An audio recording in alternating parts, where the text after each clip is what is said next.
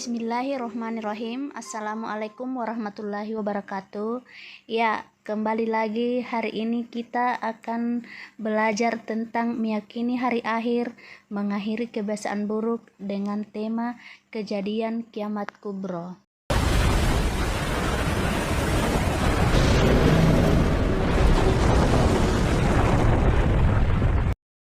Fase kehidupan manusia. Ya, dalam proses perjalanan kehidupan manusia, ada beberapa tahap yang harus kita lalui. Yang pertama adalah alam ruh, yaitu alam sebelum jasad manusia diciptakan. Kemudian yang kedua ada namanya alam rahim, yaitu tempat menyempurnakan jasad manusia dan penentuan kadar nasibnya selama di dunia. Yang ketiga adalah alam dunia, yaitu alam tempat ujian bagi manusia. Yang keempat adalah alam kubur, yaitu alam tempat menyimpan amal manusia. Di alam ini Allah menyediakan dua keadaan, yakni nikmat atau azab kubur. Yang kelima adalah alam akhirat, yaitu alam tempat pembalasan amal-amal manusia. Di alam ini Allah menentukan keputusan dua tempat untuk manusia, apakah ia akan menghuni surga atau menghuni neraka. Kejadian mengenai hari kiamat digambarkan oleh Allah Subhanahu wa Ta'ala begitu dahsyat, sebagaimana tertuang dalam Quran surah Al-Qari'ah ayat 4-5. يوم يكون الناس كالفراش المبثوث وتكون الجبال كالعهن المنفوش. Artinya, pada hari itu manusia seperti laron yang berterbangan dan gunung-gunung seperti bulu yang dihambur-hamburkan. Kemudian di dalam Quran surah Az-Zalzalah ayat 1 dan 2, Allah Subhanahu wa Ta'ala juga telah berfirman, إذا زلزلت الأرض زلزالها وأخرجت الأرض أثقالها. Artinya, apabila bumi digoncangkan dengan goncangan yang dahsyat, dan bumi telah mengeluarkan beban-beban berat yang dikandungnya. Kiamat kubra memang belum terjadi, sehingga tak seorang pun mengetahui peristiwa yang sebenarnya.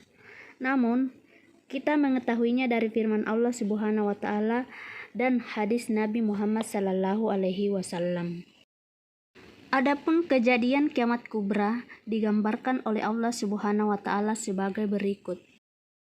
Malaikat Israfil meniup sangkakala untuk pertama kali.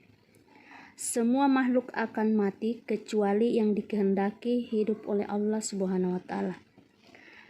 Firman Allah dalam Quran surah Az-Zumar ayat 68 yang artinya, dan sangkakala pun ditiup, maka matilah semua makhluk yang di langit dan di bumi, kecuali mereka yang dikehendaki Allah. Yang kedua, setelah sangkakala ditiup oleh malaikat Israfil, maka langit menjadi terpecah belah, matahari digulung, bintang-bintang berjatuhan, lautan meluap dan menjadi panas, gunung-gunung seperti bulu yang berhambur-hamburan, dan manusia seperti aneh-aneh yang berterbangan. Firman Allah Subhanahu wa Ta'ala dalam Quran surah Al-Muzammil ayat 18 artinya, langit terbelah pada hari itu, janji Allah pasti terlaksana. Nah, setelah peristiwa kiamat yang maha dahsyat itu, maka semua manusia akan mati dan mengalami proses kehidupan di alam akhirat. Adapun proses kehidupan di alam akhirat itu adalah sebagai berikut.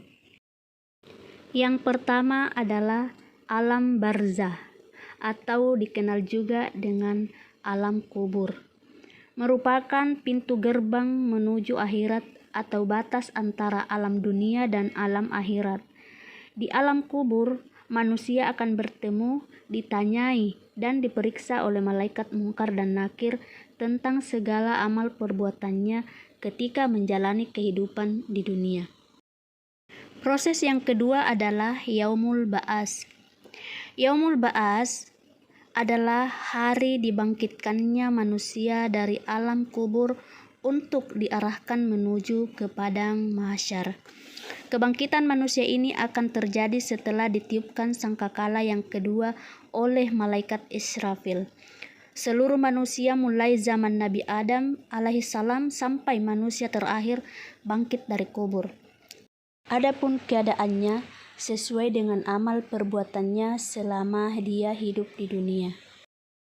Firman Allah Subhanahu wa taala dalam Quran surah Yasin ayat 51 artinya, lalu ditiuplah sangkakala yang kedua kalinya, maka seketika itu mereka keluar dari kuburnya dalam keadaan hidup menuju kepada Tuhannya. Nah, proses yang ketiga adalah Yaumul Hasyr atau Yaumul Mahsyar.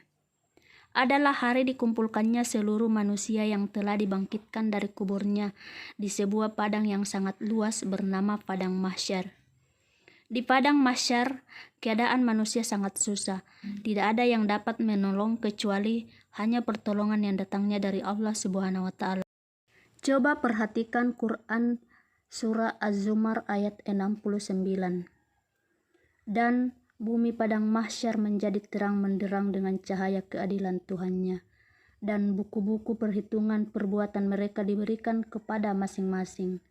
Nabi-nabi dan saksi-saksi pun dihadirkan, lalu diberikan keputusan di antara mereka secara adil, sedang mereka tidak dirugikan. Nah, proses yang keempat adalah Yaumul Mizan dan Yaumul Hisab. Yaumul Mizan adalah hari ditimbangnya seluruh amal baik dan buruk manusia untuk menerima keadilan dan balasannya masing-masing. Yaumul Mizan disebut juga Yaumul Hisab, yaitu hari diperhitungkannya seluruh amal perbuatan manusia, baik amal yang baik maupun amal yang buruk. Pada hari itu, manusia akan menerima balasannya masing-masing berdasarkan keadilan Allah Subhanahu wa taala. Firman Allah Subhanahu wa taala dalam Quran surah Az-Zalzalah ayat 7 dan 8. "Faman ya'mal misqala dzarratin khairan yarah wa man ya'mal misqala dzarratin syarran yarah." Artinya, maka barang siapa mengerjakan kebaikan seberat zarrah, niscaya dia akan melihat balasannya.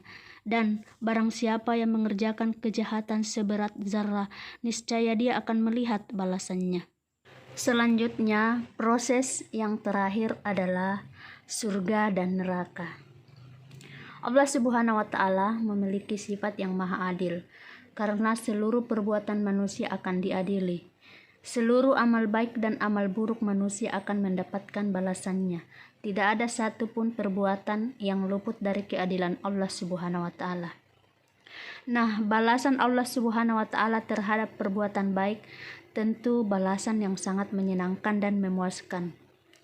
Balasan yang memuaskan itu berupa surga yang di dalamnya penuh kenikmatan yang melebihi kenikmatan dunia. Kemudian, setiap perbuatan buruk manusia juga akan menerima balasannya. Perbuatan buruk sekecil apapun akan menerima balasannya, yakni neraka yang di dalamnya ada api yang sangat panas. Di neraka itulah balasan orang-orang yang banyak melakukan dosa, takabur, sombong, dan terlebih tidak melaksanakan perintah Allah Subhanahu wa taala. Mereka di neraka susah payah mendapatkan makan dan minum. Mereka diberi minuman yang panas dan makanan dari pohon berduri. Nah, sekarang kalian tentunya menjadi makin yakin bukan bahwa hari akhir dan rangkaian peristiwanya kelak pasti akan terjadi. Pada hari itu, manusia akan merasa tenang apabila mereka memiliki bekal amal yang baik. Sebaliknya, manusia akan gelisah dan tersiksa apabila bekal yang dimilikinya adalah perbuatan buruk selama di dunia. Ya, demikian materi kita pada hari ini. Semoga banyak manfaatnya bagi kita semua. Assalamualaikum warahmatullahi wabarakatuh.